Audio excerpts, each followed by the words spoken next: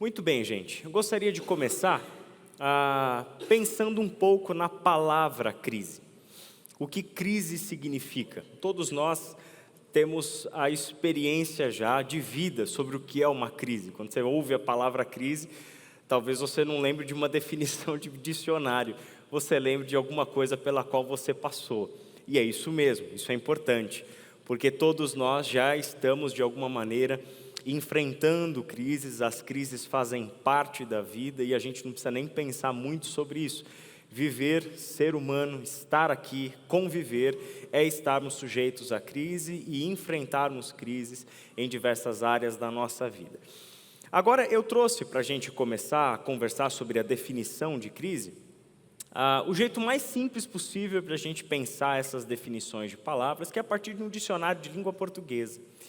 Visto que a palavra é definida pelo seu uso, né? Então a gente pode trazer uma primeira definição, uma definição mais perto da etimologia de crise, do significado, a partir de onde essa palavra vem, que vem da língua grega, crisis, né? E nesse sentido etimológico, mais técnico de definição, olhando para a sua origem, crise significa momento em que se deve decidir se um assunto ou o segmento de uma ação deve ser levado adiante, alterado ou interrompido. Momento crítico ou decisivo. No sentido etimológico, crise tem a ver com um momento de decisão. Talvez uma imagem te ajude. É como se você estivesse caminhando em uma trilha e, de repente, você se vê em uma bifurcação. A trilha parou naquele caminho único e agora se abriram dois caminhos, ou até mais, né? E você não sabe para qual caminho você deve ir. Você chegou a um momento de crise. Um momento onde uma decisão deverá ser tomada. E essa decisão deverá ser tomada a partir de um julgamento, a partir de uma ponderação. Qual é o melhor caminho pelo qual nós podemos decidir? Por onde nós devemos seguir, né? Então, isso pode ser tanto no sentido literal, se você está fazendo uma trilha, se você está andando numa estrada em um lugar desconhecido, como também pode ser no sentido metafórico, caminhos pelos quais a sua vida te conduziu, por onde você andou ou talvez por onde você esteja, e que você se veja diante de uma situação onde te é exigida uma decisão. Eu vou ter que tomar uma decisão que trará um impacto sobre a minha vida e eu vou ter que seguir por este caminho. Talvez essa decisão de uma mudança de emprego, como a gente vai ver na crise de carreira, por exemplo, uma mudança de caminho no que diz respeito à sua orientação teológica, doutrinária, sua religião, sua moralidade, sobre qualquer outra coisa, tanto no sentido literal quanto metafórico. A ideia etimológica de crise é essa: você está diante de um momento onde te é exigida uma decisão. E a sensação ruim de parar diante de uma bifurcação e não saber para qual caminho seguir, é o que dá para nós esse sentimento, né, de que, e agora o que eu faço? E esse não é um sentimento agradável, esse não é um sentimento gostoso, porque nem sempre nós temos todas as informações que nós precisamos, tampouco a garantia de que a escolha pelo caminho A ou pelo caminho B me levará a um caminho que seja de fato o melhor, o mais acertado. Então, essa indecisão traz alguns sentimentos, traz o medo, o temor, né? Traz a ansiedade, preocupações, traz inquietações. Dependendo da intensidade desta decisão que precisa ser tomada e as opções que estão diante de nós, isso pode gerar angústia, isso pode gerar depressão, isso pode gerar algumas outras coisas, né? Então, esse é o significado mais básico e etimológico de crise. A gente pode pensar a crise de outra forma também. Crise é o estado em que a dúvida, a incerteza e o declínio se sobrepõem temporariamente ou não ao que estava estabelecido como ordem econômica, ideológica, política.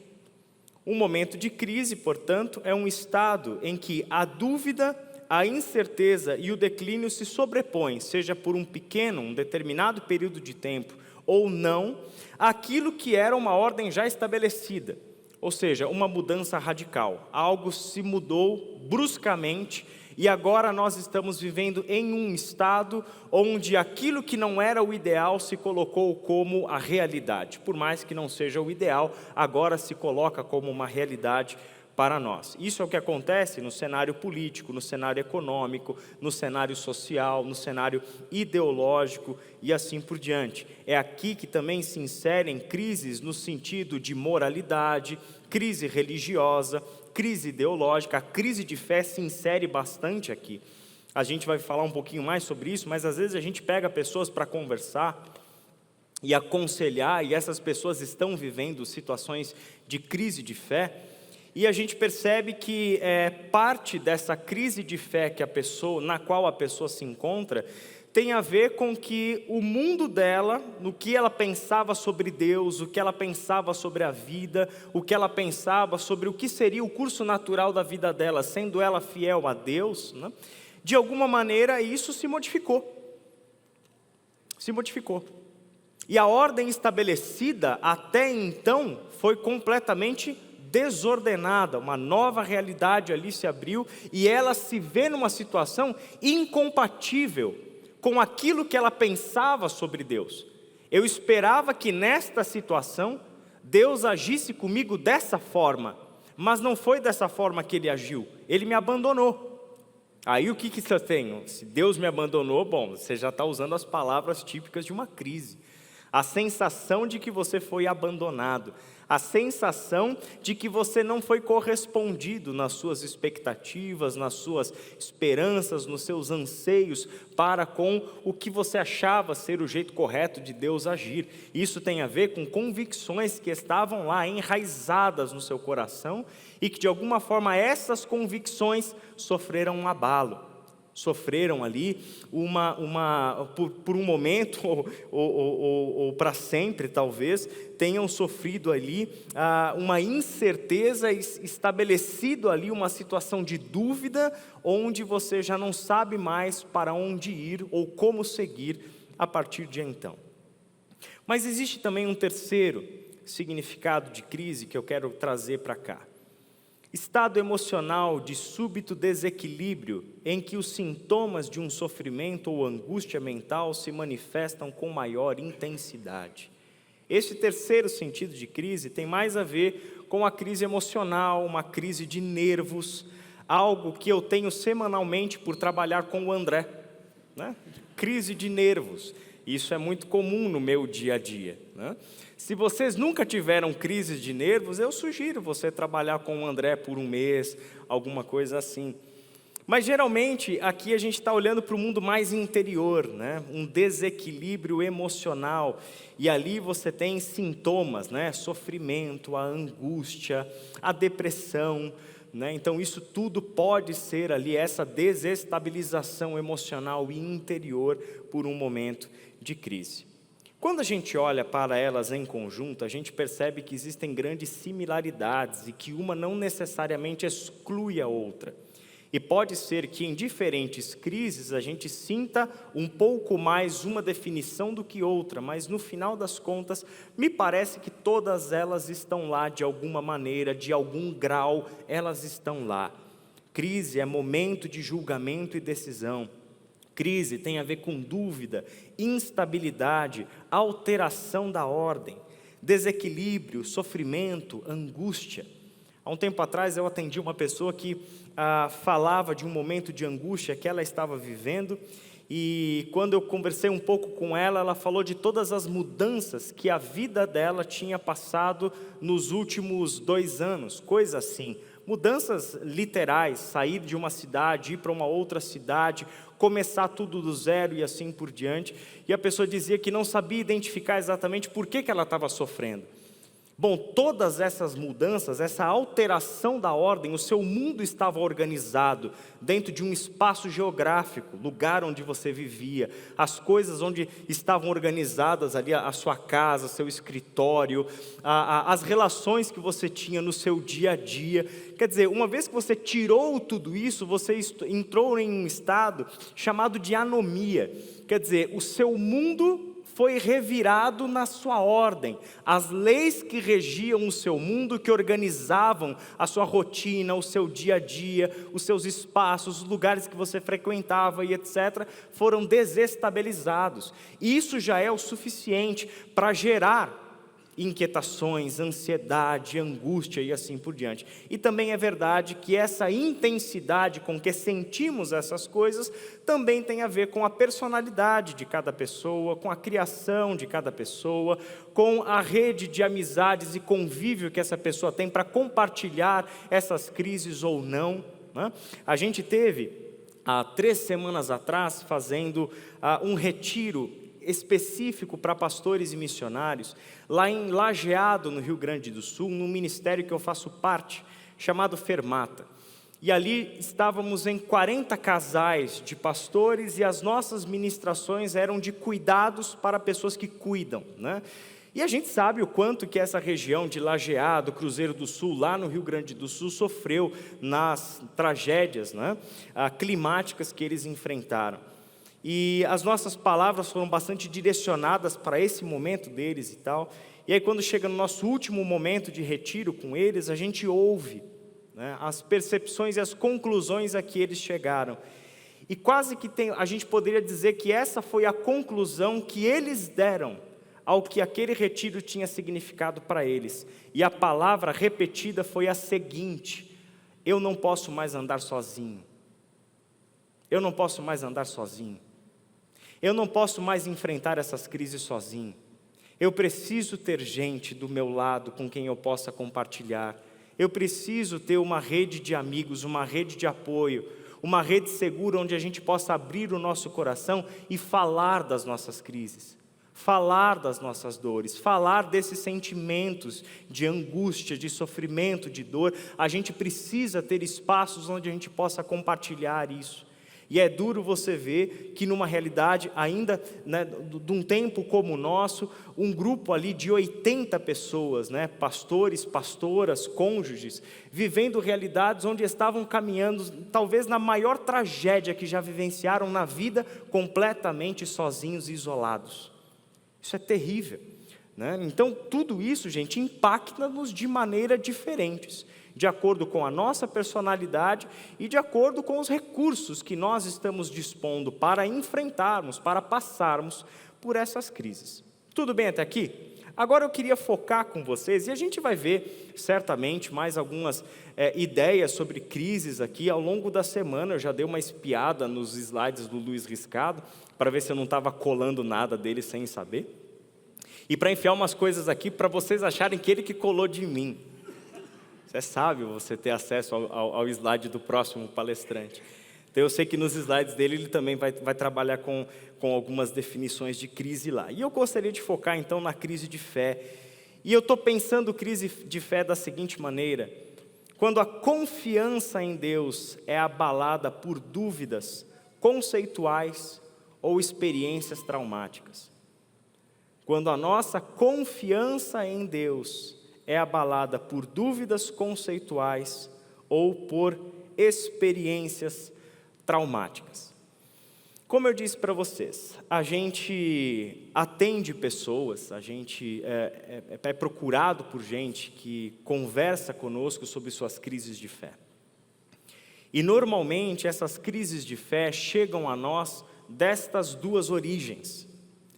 A primeira é porque ela foi apresentada a alguns conceitos, a algumas questões levantadas pela cultura, pelo mundo do conhecimento, pelo o mundo universitário às vezes e etc.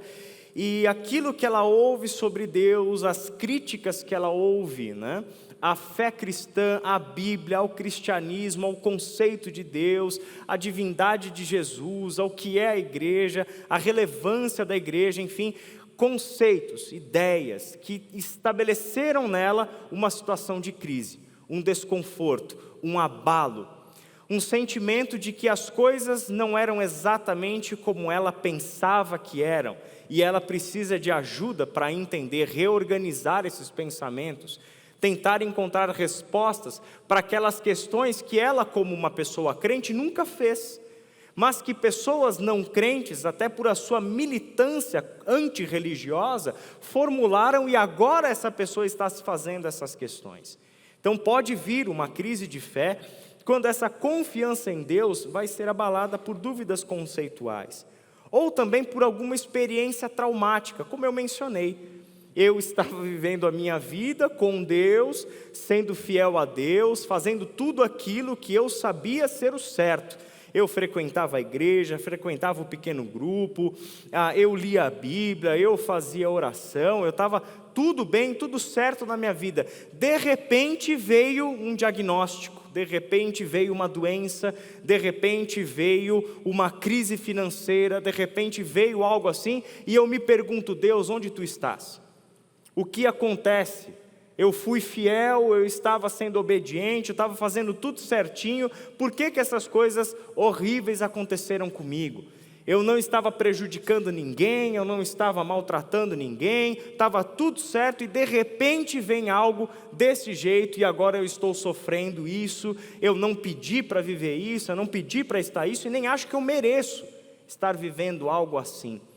Por quê? Deus, por que Deus? Por que você me abandonou? Por que o Senhor não escuta as minhas orações? Porque essas são coisas que a gente ouve o tempo todo, e essa é uma das principais razões pelas quais a gente trouxe este assunto para uma semana teológica, porque a gente percebe que estes assuntos estão aí, muito vivos, no nosso tempo e no coração dos crentes.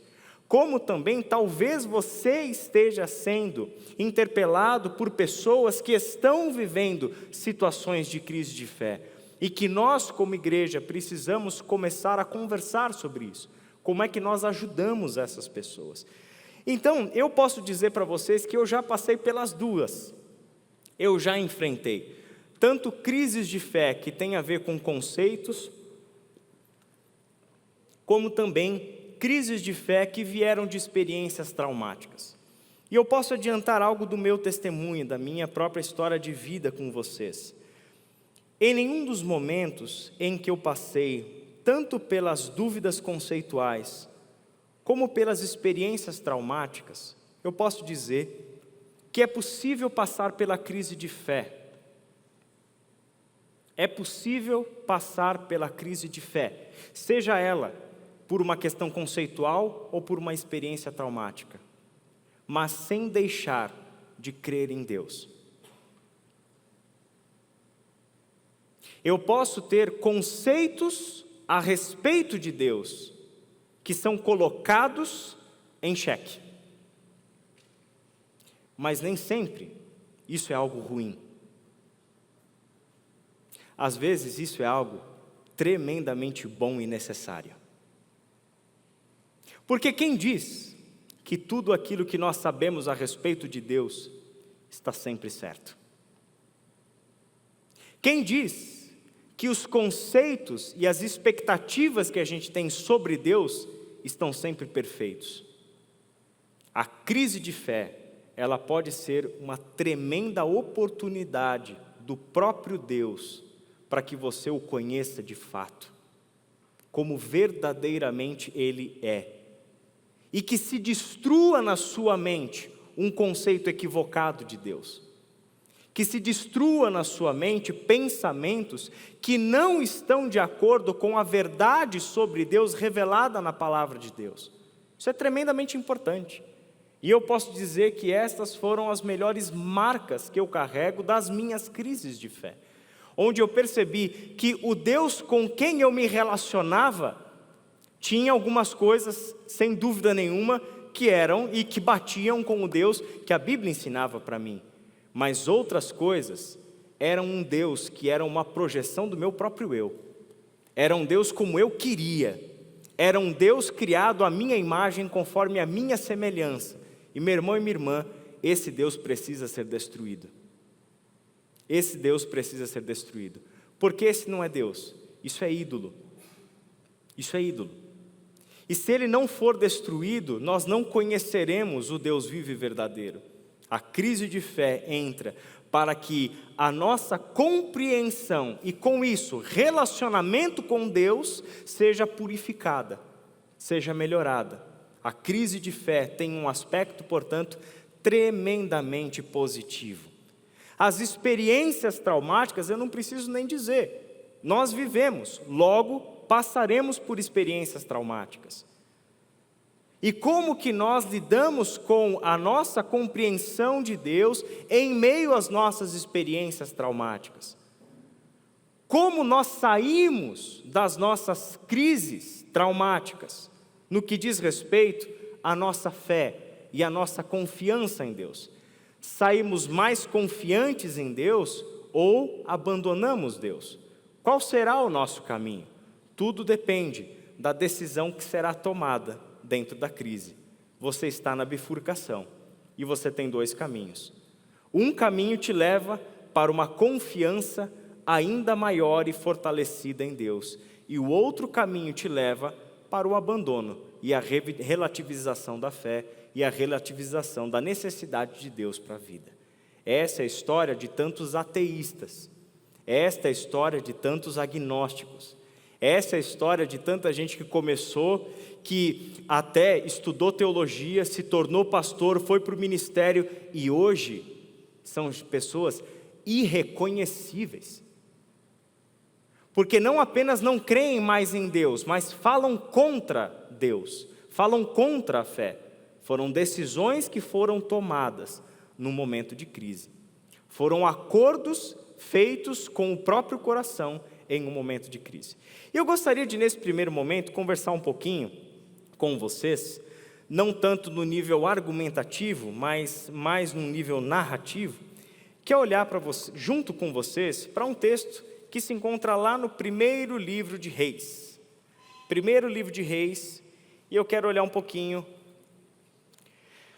com vocês sobre um caso, o caso de um homem chamado Elias.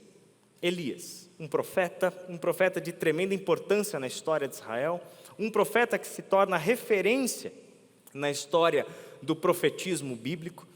E Elias é introduzido na narrativa no livro dos Reis, justamente em um tempo de profunda crise nacional. Eu quero começar lendo o primeiro livro de Reis, capítulo 16, do verso 29 ao verso 34. Primeiro Reis 16, de 29 a 34. Como a gente tem uma quantidade um pouquinho maior de texto, eu não vou projetar. Então seria legal você de fato abrir a sua Bíblia aí para a gente acompanhar juntos, tá bom? Desculpa frustrar o conforto de vocês, achando que todo... E já está, né? Não, dessa vez, Semana Teológica. Tem um pouco mais de texto, ia ser muito texto lá. Então vamos fazer a leitura do texto bíblico mesmo. Capítulo 16, vamos começar no verso 29 e ler até o verso 34.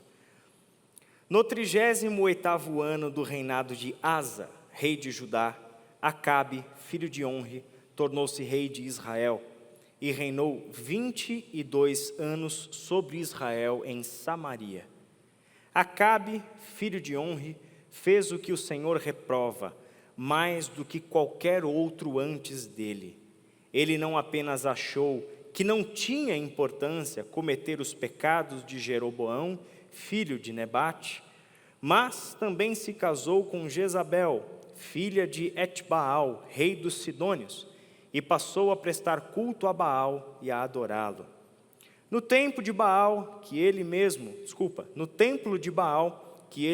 tinha construído em Samaria, Acabe ergueu um altar para Baal. Fez também um poste sagrado. Ele provocou a ira do Senhor, o Deus de Israel, mais do que todos os reis antes dele. Durante o seu reinado, Hiel de Betel reconstruiu Jericó. Lançou os alicerces à custa da vida do seu filho mais velho, Abirão, e instalou as suas portas à custa do seu filho mais novo, Segube, de acordo com a palavra que o Senhor tinha falado por meio de Josué, filho de Num. O foco aqui é um reino dividido, reino do norte e reino do sul, o reino do norte seguindo caminhos independentes do reino do sul, estabelecendo aquilo que para a lei de Deus, no livro do Deuteronômio, é algo inadmissível. Em Deuteronômio 6 e em Deuteronômio 12, você tem dois alicerces que Deus havia dado para esse povo, que regulavam como esse povo adoraria esse Deus. Deuteronômio 6, o mandamento de adoração a um único Deus e um único Senhor, no entendimento de que qualquer outro ser, qualquer outro objeto, qualquer outra coisa, que não seja o Deus que os havia libertado do Egito, é um ídolo. Portanto, não é Deus, é um instrumento de escravidão, é um instrumento de opressão, não deve ser adorado. Então, a adoração a um único Deus. E em Deuteronômio 12, o estabelecimento de um único local de adoração, Jerusalém, no santo templo que haveria de ser construído. Então, em Jerusalém, a adoração ao único Deus. Na divisão do reino, surge Samaria. Com o surgimento de Samaria, surge um sistema religioso paralelo, que copia o sistema religioso que havia ficado em Judá, com Jerusalém e com o templo. Em Samaria, a partir do reinado de Onre, você tem uma nova capital e um novo tipo de culto, um novo tipo de adoração. E a gente está vendo o reinado de um sujeito que por duas vezes é dito que ele fez o que o Senhor reprova mais do que qualquer outro rei antes dele. Então esse é o pior dos reis, esse é o ruim dos ruins, o péssimo. E o que ele faz de tão ruim? Ele desdenha de Deus. Ele desconsidera absolutamente Deus e ele estabelece um novo tipo de culto, novas divindades, novos templos, deixando completamente de lado quem é o Deus de Israel, o Senhor do seu povo. O profeta é trazido justamente a esta narrativa. É justamente nesse momento que no capítulo 17, a partir do verso 1, surge do meio do nada um homem chamado Elias. Ora, Elias de Tisbe em Gileade disse a Acabe: juro pelo nome do Senhor, o Deus de Israel a quem sirvo, que não cairá o orvalho nem chuva nos anos seguintes, exceto mediante a minha palavra. Depois disso, a palavra do Senhor veio a Elias: saia daqui, vá para o leste e esconda-se perto do riacho de Querite, a leste do Jordão. Você beberá do riacho e dei ordens aos corvos para o alimentarem lá. Ele fez o que o Senhor lhe tinha dito, foi para o riacho de Querite, a leste do Jordão, e ficou lá. Os corvos lhe traziam pão e carne de manhã e de tarde, e ele bebia a água do riacho. Até aí, por enquanto. É a partir deste momento que Deus começa a usar o profeta Elias de uma maneira tremendamente poderosa neste cenário crítico em que o povo de Israel se encontrava por causa das políticas de Onre e as políticas de Acabe. No meio desse cenário caótico que já representava uma crise nacional, uma crise na identidade de um povo que havia sido chamado por Deus para ser uma referência entre todas as nações, para levar ao mundo o conhecimento do Deus vivo e verdadeiro. Olha a incoerência, um povo chamado por Deus, para ser uma luz entre as nações, levando às outras nações o conhecimento do Deus vivo e verdadeiro. Agora este povo abandona o Deus vivo e verdadeiro e passa a prestar cultos aos falsos deuses das outras nações, se deixando corromper, se tornando parte do problema que eles estavam lá para ser solução. Essa é a realidade do povo de Israel. Então Deus levanta o profeta Elias para ter a dura, como sempre é a palavra profética, né? A dura tarefa de fazer a confrontação daqueles que estavam no poder, nesse caso, Acabe. Os capítulos seguintes, gente, isso aí está como a gente leu o comecinho do capítulo 17, ele vai lá até o final do capítulo 18, mostrando as grandes coisas, manifestações poderosas de reais milagres que Deus fez por intermédio do profeta Elias, justamente neste contexto, justamente a maneira de Deus lidar com a crise nacional que havia se estabelecido em Israel. Para nós chegarmos no curioso capítulo 19, alguém que até então havia sido usado poderosamente por Deus, agora entra ele numa crise. Agora entra ele em crise. E isso é interessante dessa história. E eu acho que, e eu posso dizer, eu sempre gosto de compartilhar dessa história, de tantas outras histórias de crise de fé que a gente tem na Bíblia. Essa foi muito pessoal na minha vida. Essa foi muito pessoal e usada por Deus na minha história e nas minhas crises de fé, razão pela qual eu tenho um carinho muito grande por ela. Quando essa história chega no capítulo 18, a partir do verso 16, você tem a famosa cena em que Elias vai ser usado por Deus para desmascarar o falso culto a Baal e a vitória apoteótica de Elias contra os 400 profetas de Baal naquela cena toda. Uma cena dramática, uma cena linda, lá Hollywood que acontece ali, Deus usando Elias nesse contexto. E depois dessa grande vitória, dessa grande conquista, veja só como é que termina o capítulo 18. Olha só os versículos 45 e 46. Enquanto isso, nuvens escuras apareceram no céu, começou a ventar e a chover forte, e Acabe partiu de carro para Jezreel. O poder do Senhor veio sobre Elias, e ele, prendendo a capa com o cinto, correu à frente de Acabe por todo o caminho, até Jezreel. Quer dizer, uma história que termina ali em uma grande conquista e o poder de Deus se manifestando de uma maneira nunca antes vista na vida de um profeta, para trazer luz, para trazer a confrontação para a sua nação, principalmente na liderança da nação em um momento de crise. Só que aí o que acontece? Acontece uma ameaça, e esta ameaça vai abalar a confiança de Elias em Deus. Vamos ler juntos essa ameaça? Capítulo 19, do verso 1 até o verso 5, parte A. Ora, Acabe contou a Jezabel tudo o que Elias tinha feito e como havia matado todos aqueles profetas à espada. Por isso, Jezabel mandou um mensageiro a Elias para dizer-lhe: que os deuses me castiguem com todo rigor, se amanhã, nesta hora, eu não fizer com a sua vida o que você fez com a deles. Elias teve medo e fugiu para salvar a vida. Em Berseba de Judá, ele deixou o seu servo e entrou no deserto, caminhando um dia. Chegou a um pé de giesta, sentou-se debaixo dele e orou, pedindo a morte. Já tive o bastante, Senhor. Tira a minha vida, não sou melhor do que os meus antepassados. Depois se deitou debaixo da árvore e dormiu. A crise chegou até Elias. Depois de ser usado poderosamente por Deus, depois de ter feito história em Israel, por causa da ameaça de Jezabel, Elias foge com medo, e não apenas foge para proteger a vida. Você reparou a incoerência que esse texto trouxe aqui? Ele foge para proteger a vida, para salvar a vida, e quando chega debaixo do pé da giesta, ora para Deus o quê? Tira a minha vida, eu quero morrer, para mim chega. E depois de orar, o que ele faz? Dorme. Isso é depressão.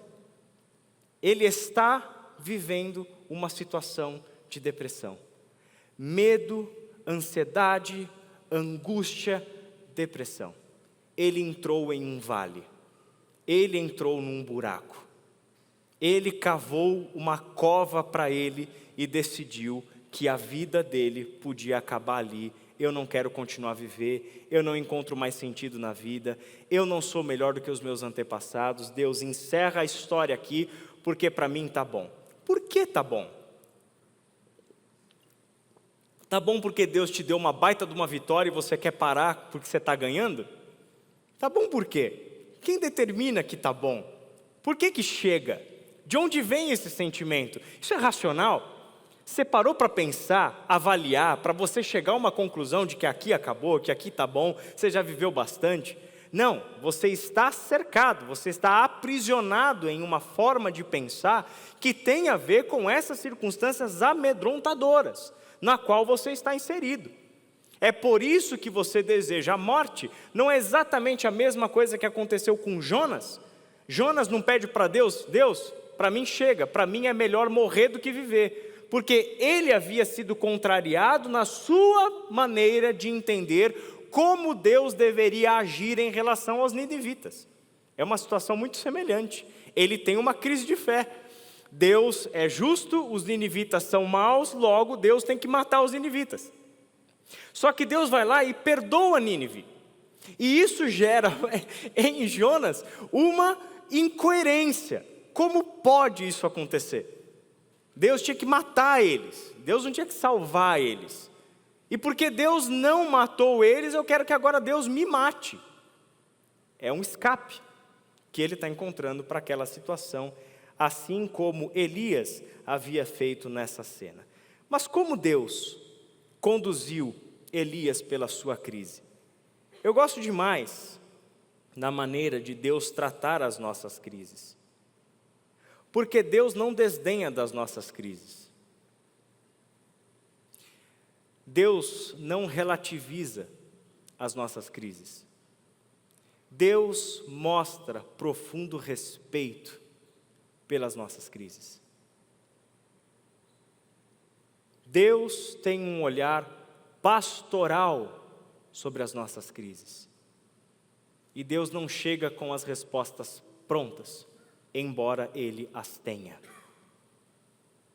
Ele respeita a crise, Ele respeita a dor, Ele valoriza o sofrimento, Ele valoriza o momento, Ele não ridiculariza uma crise, Ele não desdenha.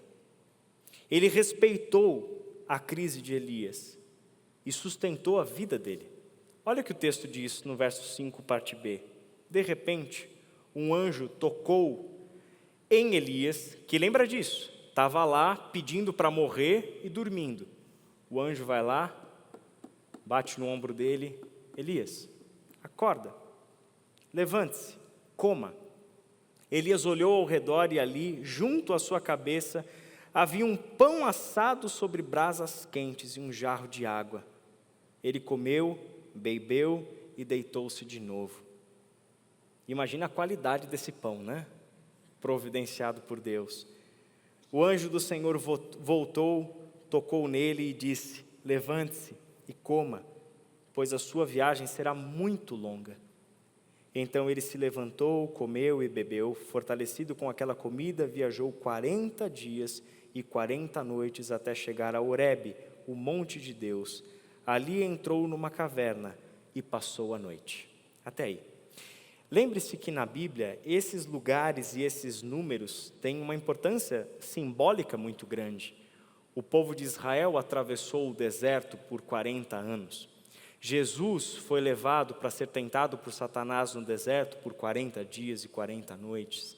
Quer dizer, essa simbologia do tempo de prova, do tempo de deserto, da jornada de travessia, ser sustentado por Deus, ouvir Deus falar, tudo isso faz parte da simbólica bíblica de como Deus trata o seu povo.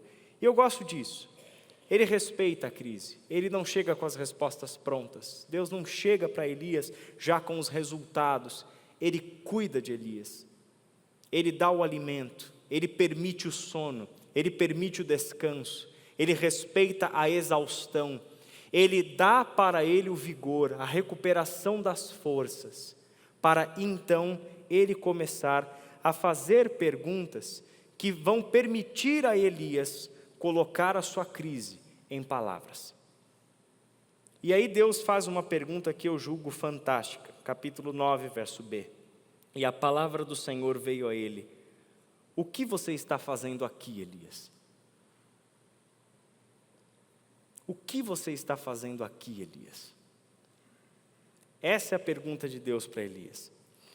Deus não sabe o que Elias está fazendo lá? Vamos lá, gente, Deus é soberano, Deus não precisa fazer pergunta para ninguém. Se Deus sabe o que se passa no coração de Elias, se Deus sabe qual é a razão, os motivos de Elias, por que fazer essa pergunta? Não é Deus quem precisa ouvir essa resposta. É Elias quem precisa colocar o seu sofrimento em palavras. É Elias quem precisa ouvir as suas respostas. É Elias quem precisa ouvir as suas razões. É Elias quem precisa elaborar o motivo do seu medo, da sua fuga, do seu sofrimento e do seu desejo de morte. É Elias quem precisa ouvir o porquê ele se enfiou em uma caverna. E aí ele respondeu: tenho sido muito zeloso pelo Senhor, o Senhor dos exércitos. E geralmente, como nossas justificativas começam: eu tenho feito tudo direitinho, eu tenho sido bom, eu tenho sido íntegro, eu não tenho feito mal para ninguém, eu nunca bati na minha mãe, e assim por diante, né? Então está tudo em paz, está tudo bem. Eu tenho sido muito zeloso pelo Senhor, o Deus dos exércitos. Os israelitas rejeitaram a tua aliança, quebraram os teus altares e mataram os teus profetas à espada. Sou o único que sobrou, e agora também estão procurando matar-me. Ele se faz vítima dessa situação toda. Enquanto tudo lá está sendo destruído, só sobrou eu, só sobrou um íntegro, justo, honesto, só sobrou eu, Senhor, que estou sendo zeloso pelas suas coisas. Todos os outros morreram, e agora eu que sou o último estão tentando me matar. O Senhor lhe disse: saia e fique no monte, na presença do Senhor, pois o Senhor vai passar. Essa tinha sido uma experiência já vivida por Moisés, há um tempo atrás. Então veio um vento fortíssimo, que separou os montes e esmigalhou as rochas diante do Senhor, mas o Senhor não estava no vento. Depois do vento houve um terremoto, mas o Senhor não estava no terremoto. Depois do terremoto houve um fogo, mas o Senhor não estava nele. E depois do fogo houve o murmúrio de uma brisa suave. Quando Elias ouviu, puxou a capa para cobrir o rosto, saiu e ficou à entrada da caverna. E uma voz lhe perguntou: o que você está fazendo aqui, Elias? A mesma pergunta novamente. A experiência de Elias é marcante, porque talvez Elias tenha visto aquilo que todo crente em Deus e familiarizado com as histórias, especialmente do Antigo Testamento, gostaria de ver. Representações de Deus milagrosas como essa. O vento, o terremoto, o fogo, tudo isso e todos os efeitos disso na natureza diante dos olhos de Elias. E Deus não estava em nenhuma dessas coisas grandiosas da natureza. Mas aonde é que Deus estava? Depois do terremoto houve um fogo, mas o Senhor não estava nele. E depois do fogo houve o murmúrio de uma brisa suave. A sutileza de um murmúrio em uma brisa suave. Ali estava Deus. Ali estava Deus. Não no terremoto, não no fogo, não no vento, mas no murmúrio de uma brisa suave. E nessa singeleza, a reação de Elias é de estar na presença do Santo. De modo que ele cobre o rosto e ele ali sabe o que está acontecendo. E ele sabe com quem ele está falando. Então Deus refaz a pergunta: o que você está fazendo aqui, Elias? Ele respondeu: tenho sido muito zeloso pelo Senhor, o Deus dos exércitos. Os israelitas rejeitaram a tua aliança, quebraram os teus altares e mataram os teus profetas à espada. Sou o único que sobrou e agora também estão procurando matar-me. Bom, de novo, estas são as minhas razões para estar onde eu estou. E então o que o Senhor faz? Ele situa Elias em uma história mais ampla, para além daquela na qual ele estava preso. Olha só, versículo 15. O Senhor lhe disse: volte pelo caminho por onde veio e vá para o deserto de Damasco. Chegando lá, unja Azael como rei da Síria. Unja também Jeú, filho de Ninsi, como rei de Israel, e unja Eliseu, filho de Safate, de Abel-Meolá, para suceder a você como profeta. Jeú matará todo aquele que escapar da espada de Azael, e Eliseu matará todo aquele que escapar da espada de Jeú. No entanto, fiz sobrar 7.000 em Israel, todos aqueles cujos joelhos não se inclinaram diante de Baal, e todos aqueles cujas bocas não o beijaram. Como Deus trata? Primeiro, Ele leva em consideração a crise, Ele respeita a crise, Ele alimenta, Ele provê, Ele sustenta a vida. Segundo, Ele abre um espaço, um diálogo, uma conversa, para que as razões da tua crise sejam elaboradas diante dEle, ou diante de alguém que vai te ajudar no seu processo de crise. É isso que Ele faz. Ele dá a Elias a palavra. Me diga, meu filho, o que está acontecendo? Qual é a sua crise? Qual é o seu problema? Você já falou da sua crise para Deus? Você já falou da sua crise para Deus? Quando vem a crise conceitual, você procura Deus ou você procura o Google? Quando vem a tua crise de experiência, a quem você recorre? Você percebe que essas histórias estão mostrando, e já, depois do intervalo a gente vai ver mais um certo padrão pelo qual Deus nos ajuda nas nossas crises de fé, porque crises de fé fazem parte da nossa jornada com Deus. Elas fazem parte da nossa caminhada com Deus.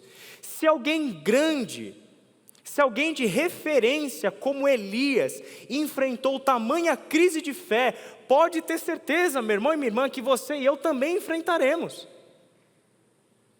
Por muito menos, a gente vai enfrentar. Elas fazem parte. Então a tua crise de fé não vai ser desconsiderada por Deus. Deus não vai te amaldiçoar porque você duvidou na confiança dEle. Deus não vai te amaldiçoar porque se introduziu algum conceito aí na sua cabeça que precisa de ajuste. Deus não vai ficar chateado porque a tua experiência traumática te fez concluir que Deus tinha te abandonado ou coisa assim. Lembra do que a gente falou há poucos domingos atrás aí sobre a história de Ruth? Qual é a história de Ruth? Deus, eu não quero mais ser chamada, de Noemi, eu não quero mais ser chamado de Noemi, me chama de amarga, me chama de Mara, porque o Senhor derrubou todo o amargor em cima da minha vida, e Deus vira as costas para a sua filha, porque ela está numa crise de fé, numa crise de confiança em Deus, não de forma nenhuma. O que Deus faz? Ele sustenta, Ele cuida, Ele cria oportunidades, espaços, para que você fale, para que você reflita, para que você elabore as suas razões, para então, pela palavra, Ele te situar em uma história para além de você. Elias, você está enfiado nessa caverna, achando que só sobrou você. Eu sustentei 7.000 em Israel que não se prostraram diante de Baal. Você acha que você está sozinho? Você acha que essa história depende de você? Você acha que o futuro do meu plano está nas tuas mãos? Não, meu filho. Você precisa ter um olhar mais amplo sobre o que eu estou fazendo na história. Você está achando que você é o único que não se prostrou? Eu tenho 7.000 em Israel que não se curvaram diante de Baal, que não se submeteram a Jezabel, que não beijaram os pés da estátua. E tem mais, você vai voltar pelo caminho de onde você veio, e você vai indo em nações, ungindo reis em nações,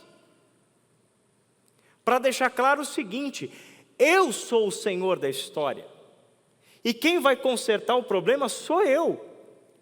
Entenda que o futuro de Israel não depende de você preservar a sua vida aqui. O futuro de Israel depende do que eu estou fazendo.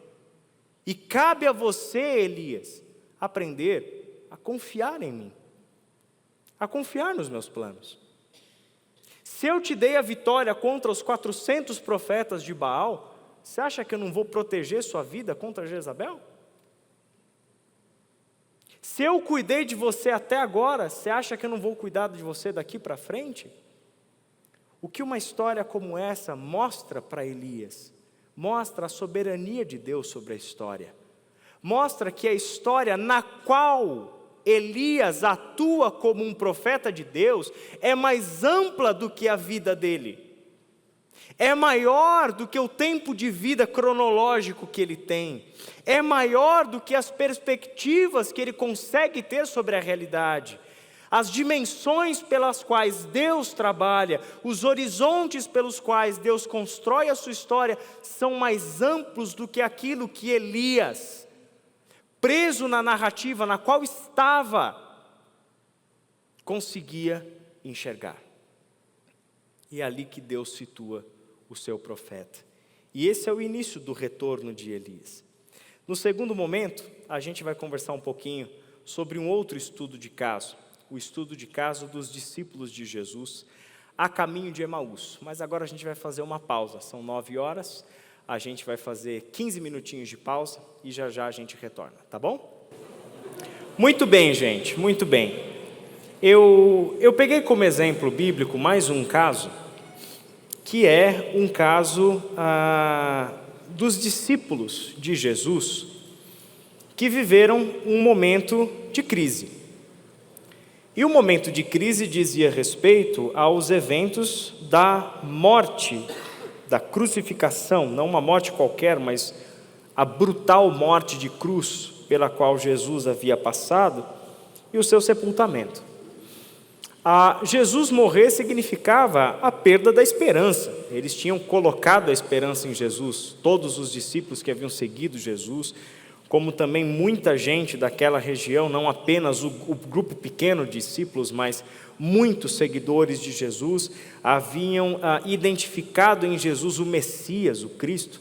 Logo, eles haviam colocado toda a esperança em Jesus e entendendo que Jesus seria o libertador, de que agora a opressão romana sobre Israel chegaria ao seu fim e que o Senhor restauraria o reino de Israel, a sua glória, conforme as promessas de Deus, de restaurar o reino à altura do que havia um dia sido Israel sob o governo do rei Davi, e assim por diante. Então todas aquelas promessas relativas ao Messias, de Deus vindo pastorear o seu povo, ajuntando o seu rebanho, governando sobre o seu povo, libertando o seu povo da opressão estrangeira, né? Então toda essa esperança estava colocada na pessoa de Jesus, mas o capítulo 23 nos mostra aí toda esta cena terrível da morte de cruz de Jesus. Então aquele que era para ser o Cristo, o Messias, libertador e rei, de repente está pregado numa cruz como um criminoso comum, né? Está morto, enterrado, sepultado, né? na rocha ali, e ali você tem todo esse cenário crítico para a comunidade dos discípulos de Jesus. Muito bem, esses discípulos de Jesus têm uma surpresa. Capítulo 24, do verso 1 até o verso 12, do Evangelho de Lucas, você tem esses discípulos surpreendidos pelo testemunho de algumas mulheres que haviam visitado o sepulcro. Vamos começar lendo daí? Lucas 24, do verso 1 ao verso 12. No primeiro dia da semana, de manhã bem cedo, as mulheres levaram ao sepulcro as especiarias aromáticas que haviam preparado. Só um detalhe nessa história. Você percebe que Jesus, se você está lendo o Evangelho de Lucas, na sequência, você vai perceber que Jesus já havia anunciado que essas coisas aconteceriam com ele. Isso não é uma surpresa. Os discípulos já haviam sido alertados por Jesus de que aquilo que o esperava em Jerusalém era rejeição, era um julgamento injusto, era prisão e era morte, mas que 3 dias depois ele ressuscitaria. Então Jesus já havia deixado isso claro para os discípulos antes. Só que você percebe que esta cena, embora otimista, as mulheres estão indo lá no domingo até o sepulcro, etc., perceba que elas estão indo levar especiarias aromáticas que haviam preparado. Elas estavam levando as especiarias aromáticas para um corpo e não esperando a ressurreição. Então a crise se estabelece de uma maneira geral. Eles realmente já se acomodaram à realidade de que Jesus havia sido morto, de que ele estava sepultado e de que não tinha volta. E de que a história tinha terminado ali e com ele havia morrido a esperança que esse povo tinha colocado nele. De modo que eles estão lá honrando um corpo. Encontraram removida a pedra do sepulcro, mas quando entraram, não encontraram o corpo do Senhor Jesus. ficaram perplexas, sem saber o que fazer. De repente, 2 homens com roupas que brilhavam como a luz do sol colocaram-se ao lado delas. Amedrontadas, as mulheres baixaram o rosto para o chão e os homens lhes disseram: por que vocês estão procurando entre os mortos aquele que vive? Ele não está aqui, ressuscitou. Lembrem-se do que ele lhes disse quando ainda estava com vocês na Galileia. É necessário que o Filho do Homem seja entregue nas mãos de homens pecadores, seja crucificado e ressuscite no 3º dia. Então se lembraram das palavras de Jesus. Quando voltaram do sepulcro, elas contaram todas estas coisas aos 11 e a todos os outros. As que contaram estas coisas aos apóstolos foram Maria Madalena, Joana e Maria, mãe de Tiago, e as outras que estavam com elas. Mas eles não acreditaram nas mulheres. As palavras delas lhes pareciam loucura. Pedro, todavia, levantou-se e correu ao sepulcro. Abaixando-se, viu as faixas de linho e mais nada. Afastou-se e voltou, admirado com o que acontecera. Então a cena está montada, né? O corpo não está mais no sepulcro, uma dúvida se paira pelo ar, o que aconteceu com Jesus, o anúncio desses 2 homens vestidos de branco, lembrando as palavras de Jesus, de que estas coisas estavam para acontecer, a morte de Jesus, a ressurreição de Jesus e etc. O testemunho das mulheres, que de uma maneira muito significativa, são usadas por Deus como as primeiras testemunhas da ressurreição do Cristo. Mulheres, que naquele contexto não tem uma palavra que vai ser levada a sério, não é uma palavra cujo testemunho é considerado válido. E Deus escolhe a palavra delas como a primeira palavra de testemunho acerca da ressurreição do Filho de Deus. Mas a própria cultura, o próprio mundo onde eles viviam, impediam eles de ouvir e receber esse testemunho como verdadeiro, como válido. Não entendiam, porque não estavam prontos para entender esta mensagem por aquele meio, por aquela fonte que eram aquelas mulheres que haviam sepultado, que haviam visitado o sepulcro de Jesus. E o que acontece então? Uma vez que o corpo não está no sepulcro, mas também não está andando entre eles, os discípulos entram numa crise. A crise permanece. E aí Lucas, de uma maneira única, nenhum outro evangelista narra essa cena, nos conta a história de 2 discípulos, talvez um casal até, que estavam saindo de Jerusalém, porque estavam vivenciando naqueles dias as festividades relacionadas à Páscoa, e naqueles dias é que havia acontecido a crucificação de Jesus. Eles estavam voltando, portanto, de Jerusalém para uma cidade, 11 quilômetros de Jerusalém, chamada Emaús. E quando eles estavam por este caminho, a gente percebe que algo acontece. Algo acontece. Uma caminhada de Jesus ressurreto com esses discípulos, ajudando esses discípulos a lidarem com a crise na qual eles estavam. A crise em uma confiança em Jesus. E qual foi o trauma que a gente pode perceber no texto que abalou a confiança que eles tinham em Jesus? Capítulo 23, versículos 20 e 21, palavras deles. Os chefes dos sacerdotes e as nossas autoridades o entregaram para ser condenado à morte e o crucificaram. E nós esperávamos que era ele que ia trazer a redenção a Israel. E hoje é o 3º dia desde que tudo isso aconteceu. Eles vivenciaram um trauma. Diferente da história de Elias, Elias vive uma ameaça. E a ameaça contra a sua vida em particular, uma promessa de morte, assim como você matou os meus profetas, hoje mesmo eu tiro a sua vida. E essa ameaça, o medo para preservar a própria vida, é o que leva ele a fugir e entrar em um vale, entrar em uma depressão. E isso tudo tem a ver com este movimento de Elias de não confiar que Deus era a única coisa que precisava para cuidar da sua própria vida, para sustentar a sua vida, o mesmo Deus que havia acabado de lhe dar a vitória. Agora esses não, eles vivenciaram um trauma muito profundo, o trauma de ver o seu Senhor, de ver o seu mestre, em quem eles haviam depositado a esperança do Messias, ser crucificado.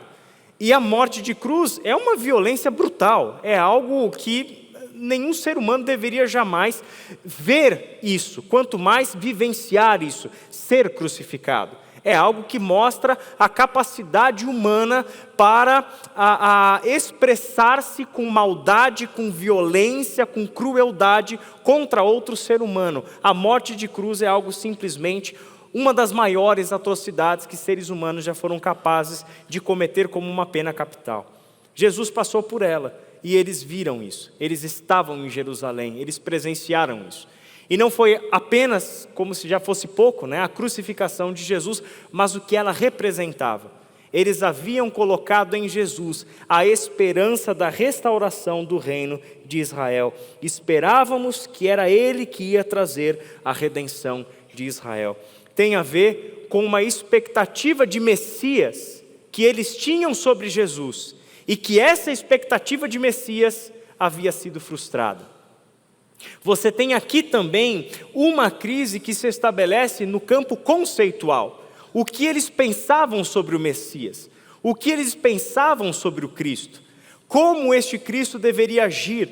Como ele deveria ser? Que tipo de libertação ele iria trazer? Então toda essa expectativa está aqui. Então qual era essa expectativa? A expectativa deles era que Jesus, enquanto Messias, tirasse Roma do poder, libertasse todo Israel desta opressão que estava debaixo de um grande império, uma máquina de guerra e um sistema imperial gigante chamado Roma. Eles eram oprimidos por esse império, estavam debaixo de governos estrangeiros, tanto a família de Herodes quanto as políticas de Roma que governavam sobre ali eram rejeitadas pela parte do povo de Israel, que evidentemente era fiel a Deus e não concordava com essas políticas. Eles esperavam isso. Um libertador político, um libertador que conseguisse trazer vitória definitiva contra os inimigos de Israel e com isso trouxesse a restauração deste reino. A esperança deles é que Israel voltasse a ser tudo aquilo que Deus prometeu que Israel seria, uma luz entre as nações, a nação de onde vem a luz, a salvação. Toda a expectativa passava primeiramente por esta dimensão histórica, social, política. E era essa a esperança que eles tinham. Quando Jesus morre, essa esperança morre. Mas o que esse texto vai nos mostrar? Que o que Jesus veio fazer não morreu. E que a esperança que eles tinham precisava ser frustrada. A esperança que eles tinham em Jesus como um Messias, a sua compreensão, aos seus moldes, precisava ser frustrada. Porque ele não seria um Messias que pediria licença para Herodes para assumir o seu lugar no trono. Ele não seria o Messias que reuniria um exército para marchar contra os exércitos de Roma. Ele não seria esse Messias, mas era exatamente esse Messias que eles estavam esperando. E quando o texto fala de que nós esperávamos que ele ia trazer a redenção a Israel, é desta expectativa de Messias que o texto está falando. Aqui nós temos uma crise de fé que está no campo conceitual. A ideia que você tem de Jesus não condiz com a realidade que a Bíblia revela sobre quem é Jesus. A ideia que você tem sobre Deus não condiz com o que a Bíblia nos diz sobre Deus.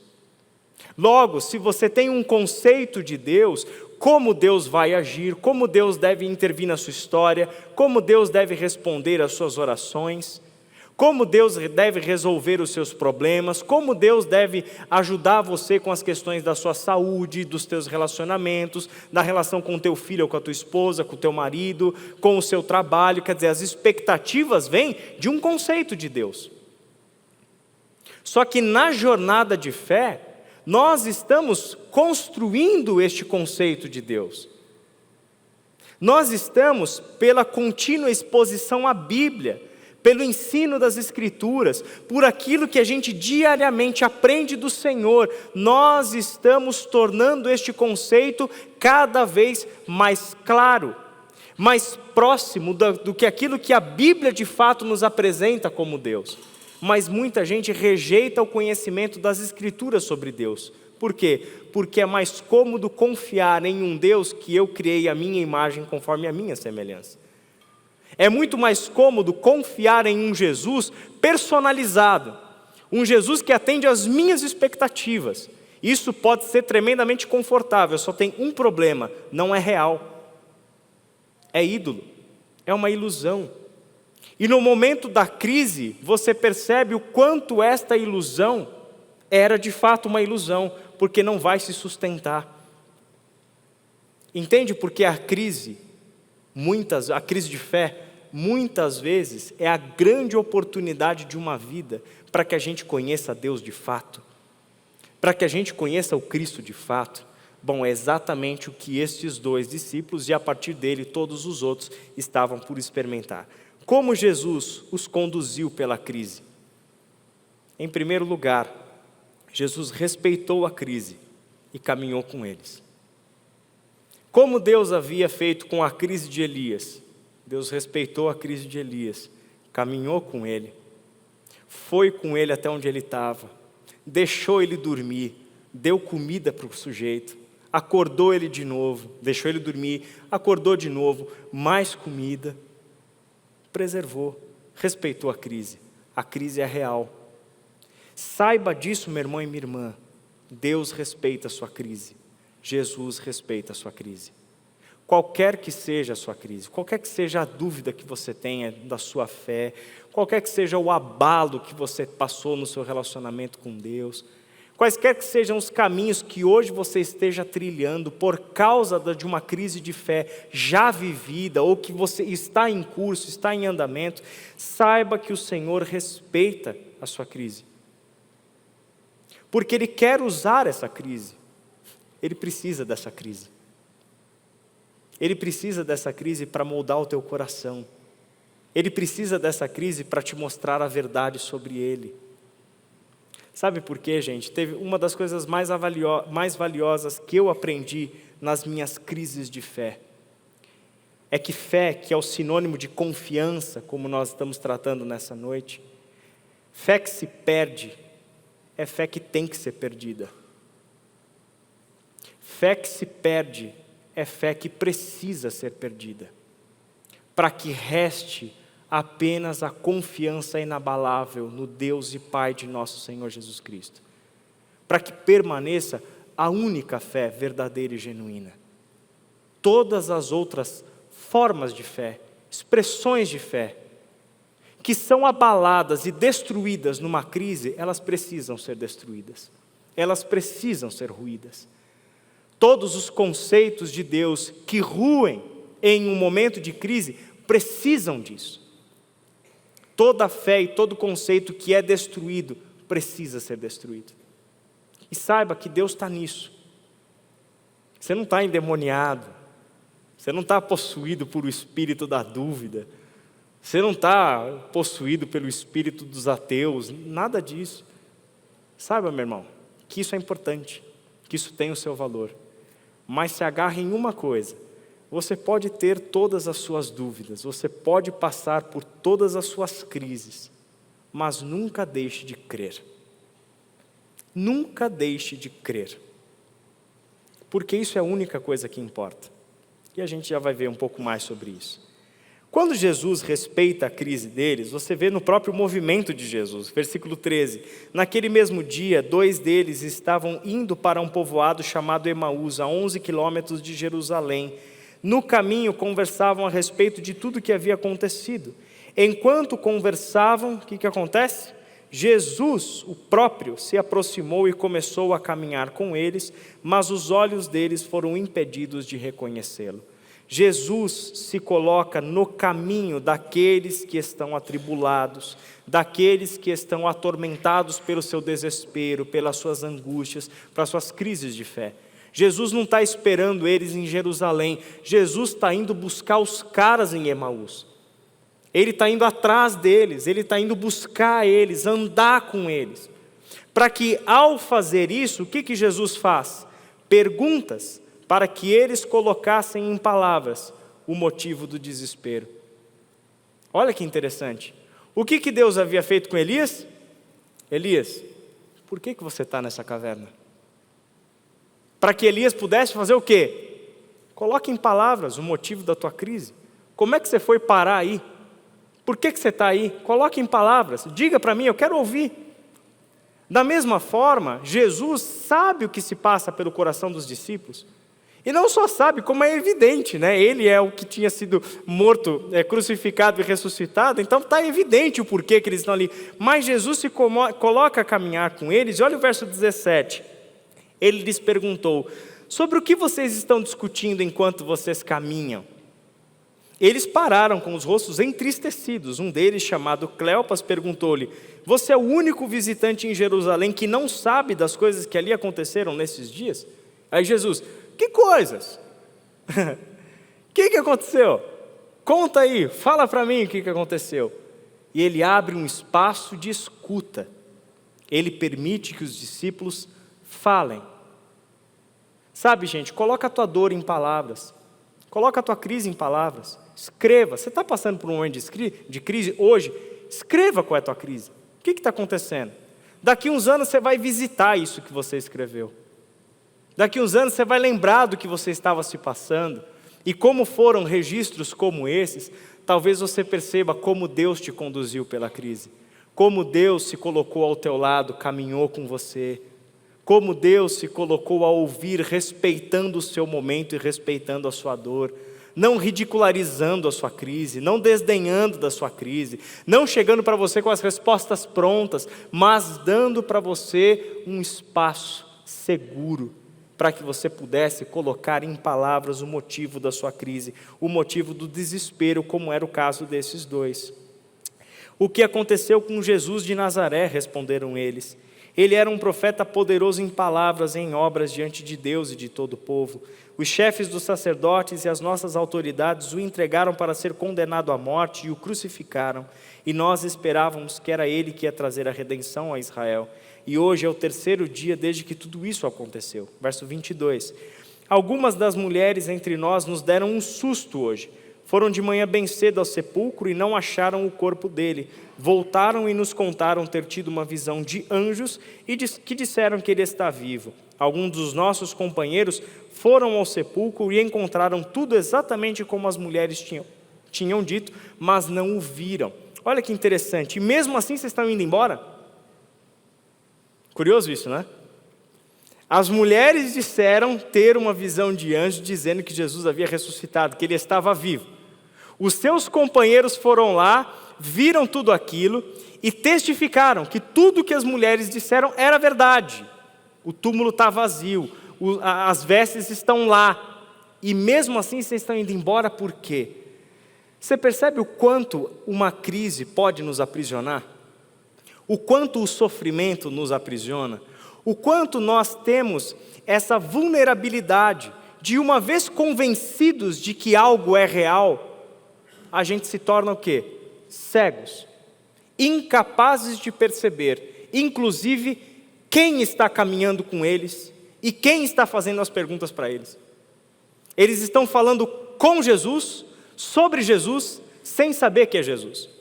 Sem serem capazes de perceber que eles estão conversando com o próprio, o ressurreto. E daí o que Jesus faz? Jesus os situa em uma história mais ampla do que aquela em que eles estavam presos. A mesma coisa que Deus havia feito com Elias, lá no Horebe. Olha só, versículo 25 ao 35. mas a gente vai ler só até um pouco antes. Ele lhes disse: como vocês custam a entender e como demoram a crer em tudo que os profetas falaram. Não devia o Cristo sofrer essas coisas para entrar na sua glória? E começando por Moisés e todos os profetas, explicou-lhes o que constava a respeito dele em todas as Escrituras. O que é que Jesus faz até aí? O que é que Jesus faz?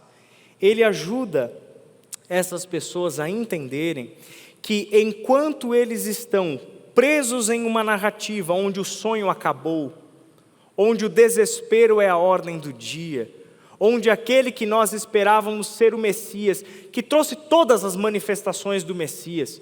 Gente, não era só discurso, Jesus realizava milagres. Jesus, nunca houve em Israel um profeta tão milagreiro como Jesus. Eles viram isso, eles testemunharam isso.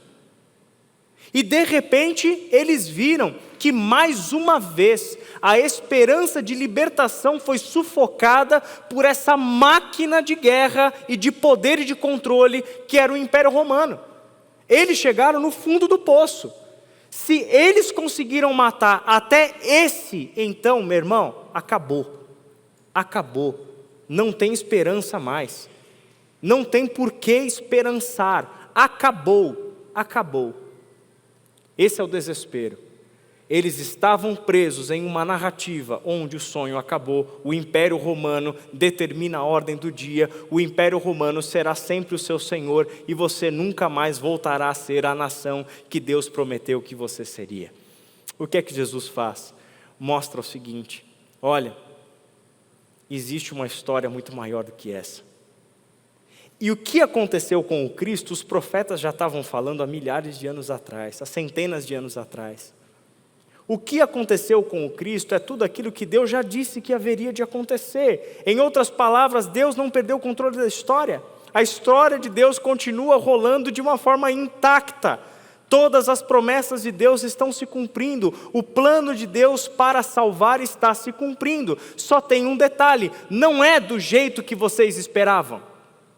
Não é pelos caminhos que vocês esperavam, mas é pelo jeito dele, por um caminho dele. Ele não veio ser agora Senhor de Israel, ele veio se manifestar como o rei de toda a história, de toda a tribo, de povo, toda a língua, de toda a nação. Ele veio chamar para a mesa filhos de todos os lugares da terra, de todas as línguas. É algo que vocês não estavam preparados para perceber, mas que já constava sobre eles nas Escrituras. O conhecimento da palavra de Deus é o que ajuda eles a dimensionar a sua história em uma história mais ampla do que eles mesmos. Para de olhar para a sua história e enxergue como a sua história está sendo abraçada por essa história de Deus. Por essa história maior e mais ampla, do Deus que criou todas as coisas e que está fazendo novas todas as coisas por meio do seu Cristo. Eu gostaria de encerrar compartilhando com vocês um autor que foi tremendamente importante e continua sendo tremendamente importante na minha história de vida, tanto nos meus enfrentamentos, nas minhas crises, e eu confesso, pela minha própria natureza, pela questão do estudo, da academia, enfim, as minhas crises tiveram muito mais peso no campo conceitual do que no campo traumático. E C.S. Lewis foi esse autor. C.S. Lewis foi criado em um ambiente cristão, logo se distanciou da fé, não só pelos seus traumas familiares e pessoais, sua vivência terrível de infância, mortes, enfim, lutos, mas também depois, quando se enveredou pelos campos do conhecimento, acabou se tornando um agnóstico militante, bastante crítico do cristianismo, até que ele teve o seu caminho de volta, que ele conta em um livro chamado Surpreendido pela Alegria. E aí eu trouxe um recorte que não é de um livro do C.S. Lewis, mas é de um livro do Alistair McGrath, que é um dos maiores especialistas na história e na teologia de C.S. Lewis. E esse livro eu fortemente recomendo para vocês, conversando com C.S. Lewis, principalmente para vocês pais, vocês jovens no nível universitário, que vocês conheçam esses dois autores, C.S. Lewis e Alistair McGrath. E os dois professores na Universidade de Oxford, inclusive, né? E aí o McGrath, nesse livro, ele cria um cenário onde nós estamos conversando com C.S. Lewis ao redor de uma mesa de almoço e levando para C.S. Lewis diversos tipos de perguntas, crises, dúvidas de fé e como C.S. Lewis respondia essas questões. E aí ele diz o seguinte: essas duas histórias são totalmente incompatíveis. Deixa eu só situar vocês. A primeira história é a história comum do pensamento ocidental, que governa a maior parte do pensamento, como chegou-se a nós. Quer dizer, a vida não é algo que tem sentido para além dela. A vida é algo que é isso aqui que a gente está vivendo aqui e agora. Então, quando você entende que o mais importante da vida é você curtir o momento, é você ter tudo que você deseja, é você fazer aquilo que você gosta, é você conseguir comprar tudo aquilo que você gostaria de comprar, que a vida é isso mesmo de ostentação e assim por diante, que você tem que se dar todos os prazeres e etc. Você está enredado por uma narrativa. E a narrativa é que a vida não tem sentido além dela. É só o que tem aqui. Então, se é só isso que tem aqui, eu tenho que aproveitar o que tem aqui ao máximo. Porque uma vez que isso aqui acabar, acabou mesmo. Então, isso entra, gente, entenda isso, não é só no mundo secular, crítico ao cristianismo. Isso entra no discurso religioso. Por que você acha que tem igreja que vende bênção? Por que você acha que tem igreja que manipula o pessoal e faz o pessoal acreditar que se você der o dízimo X, Deus vai encher sua renda, sua casa com prosperidade, com bênçãos e etc. É o mesmo discurso. A diferença é que você está usando Deus, um Deus que não é o Deus verdadeiro, evidentemente, você está usando um Deus para enriquecer, para conseguir as coisas que esse mundo e que essa vida tem para te oferecer. É o mesmo discurso. A vida não tem sentido. O que tem sentido é o prazer que eu me dou aqui e agora. E se o prazer que eu me dou é dessa forma, então isso é só o que importa. Isso é o sentido da vida. Isso é um lado. E o outro lado? O outro lado nos mostra que existe um Deus que criou todas as coisas. E que essas coisas têm sentido porque o sentido é atribuído por Ele. Todas as coisas têm um propósito, todas as coisas têm um desígnio. E a vida não termina quando você morre. A vida segue. E esta é uma vida eterna, é uma vida para toda a eternidade, é uma vida cuja esperança está para além deste mundo. Essa é uma compreensão. Essas são duas narrativas conflitantes, incompatíveis. Então, em qual nós vamos confiar? Vivemos em um mundo de narrativas concorrentes e, no fim, temos de decidir por nós mesmos qual está certa. E depois de tomar a decisão, precisamos habitar a história em que acreditamos. Se você se convence de que não existe um Deus, de que não existe vida depois do que você vive aqui, então por que ser justo? Por que ser ético? Por que viver corretamente? Por que não me dar todos os prazeres que eu quero realizar? Se eu entendo que não existe nada melhor do que eu tenho aqui, por que não me dar o melhor aqui e agora? Por que não comprar tudo que o dinheiro pode comprar? Por que não desejar e conquistar todo o poder, toda a fama, todo o sucesso, toda a alegria que essa vida pode me dar? Por que não fazer isso? Bom, essa é uma narrativa. Essa é uma narrativa. Essa é uma opção. Mas a Bíblia te oferece uma outra narrativa. A Bíblia te oferece uma narrativa de um Deus que nos criou à sua imagem conforme a sua semelhança. E de que no exercício da nossa liberdade desejamos ser igual a Deus. E ali é que nós nos rebelamos contra Deus. E que nós estamos presos em um mundo de morte sem perceber de que nós estamos escravizados pela morte. E este Deus está atuando na história para redimir todas as coisas que Ele criou. Deus está atuando na história para salvar e devolver sentido à vida. Não o sentido que os bens, que os prazeres, que o dinheiro dá, mas o sentido de que Ele, o Criador, a fonte de vida e de sentido, pode nos atribuir. E Ele fez isso por meio do Seu Filho, Jesus Cristo, cuja morte não foi uma mera morte, mas foi um ato sacrificial. Ele morreu a nossa morte para que vivêssemos a sua vida. E quando cremos em Jesus, acontece isso. Nós decidimos habitar nessa história. Isso é conversão, meu irmão e minha irmã. É uma decisão. E se é uma decisão, tem uma crise no meio. Porque a crise é o momento de decisão. E dentro dessa história, você pode vivenciar crises. Mas é aquilo que eu disse, não deixe de crer. O que é crer aqui? É habitar essa história.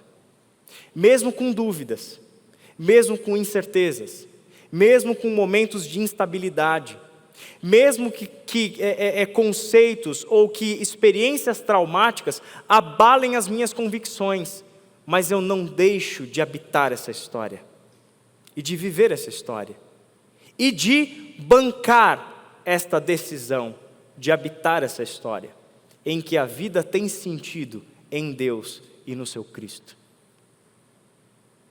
Essa é a chave para suportarmos as nossas crises de fé. Porque qual é a nossa outra opção? É você rejeitar essa história e você decidir habitar uma outra história. A história da cultura, a história da tua ideologia, a história do meio onde você está, a narrativa, seja ela qual for. Mas saiba disso, é incompatível, é concorrente, não tem como manter essas histórias juntas. Ou você vive em uma história, ou você vive na outra história. Deus nos chama para a sua história, e é lá que nós vivenciaremos as crises de fé que valem a pena ser vividas. Porque é dentro dessa história, dentro dos parâmetros dessa história, que Ele molda a nossa compreensão sobre quem Ele é, sobre quem nós somos e o que a gente está fazendo aqui. A história na qual acreditamos estar determina o que pensamos sobre nós mesmos e, consequentemente, o modo como vivemos. Para Lewis, o cristianismo não somente dá sentido às coisas, ele muda a nossa história. Este é o convite do Evangelho, este é o convite da fé bíblica, da fé cristã. Não é apenas o procurar do sentido das coisas, pode começar ali. E o Evangelho vai te dar respostas de sentido das coisas. Mas Ele quer te levar para além do sentido. Ele quer te levar a habitar e a viver uma outra história. Onde você não é coadjuvante nessa história. Você não é paisagem nessa história. Você é personagem ativo nessa história. Você está atuando com Deus para o bem da sua criação.